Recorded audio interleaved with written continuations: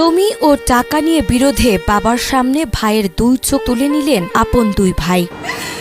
কোনো মানুষের কাজ এটা কোনো মানুষ করতে পারে না।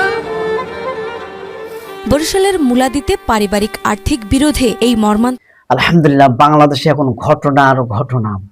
জমি ও টাকা নিয়ে বিরোধে আপন ভাইয়ের চক্ষু উঠাই নিলেন।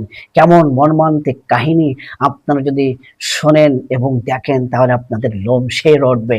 কারণ এক ভাই আরেক ভাইয়ের চক্ষু উঠাই নিচ্ছে। একটু জমি জায়গা নিয়ে, টাকা পয়সা নিয়ে বিরোধ হয়েছে, তাই এক আপন ভাইয়ের চক্ষু উঠাই নিচ্ছে। এই যে দৃশ্য আপনারা সরাসরি ভিডিওতে একটু দেখে আসেন, ভিডিওতে প্রবেশ করেন ইনশাআল্লাহ। জমি ও টাকা নিয়ে বিরোধে বাবার সামনে ভাইয়ের দুই চোখ তুলে নিলেন আপন দুই ভাই। কোনো মানুষের কাজ এটা কোনো মানুষ করতে পারে না।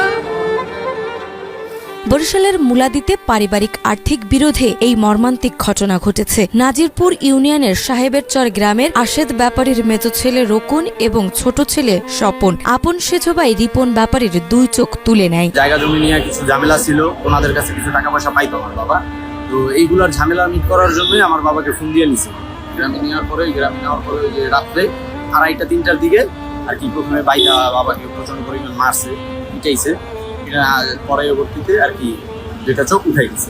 স্থানীয়রা আহত রিপনকে প্রথমে গৌর নদীর আশুকাঠি হাসপাতালে নিয়ে যায়। পরে অবস্থার অবনতি হলে বরিশাল শেরেবাংলা মেডিকেল কলেজ হাসপাতালে ভর্তি করা হয়। তবে পরিস্থিতি আরও খারাপ হওয়ায় তাকে ঢাকায় জাতীয় চক্ষু ইনস্টিটিউটে পাঠানো হয়। বর্তমানে তিনি সেখানেই চিকিৎসাধীন রয়েছেন। যেরকম আমি নিজে দেখছি আমার স্বামীর চোখ সবাই নিজের আপনজন মানুষ যেভাবে উঠেছে, কোনো মানুষের কাজ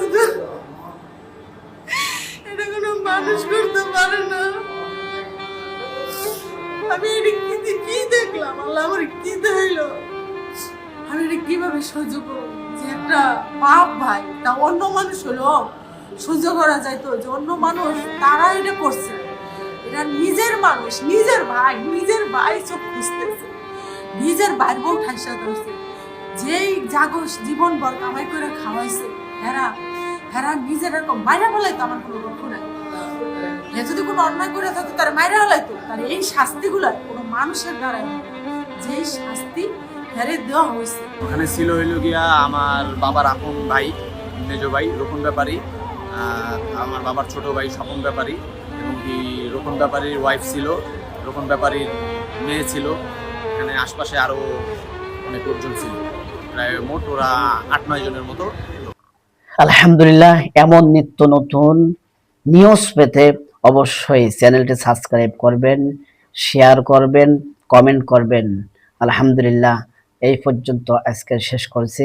আসসালামু আলাইকুম ওয়া রাহমাতুল্লাহি ওয়া বারাকাতুহু।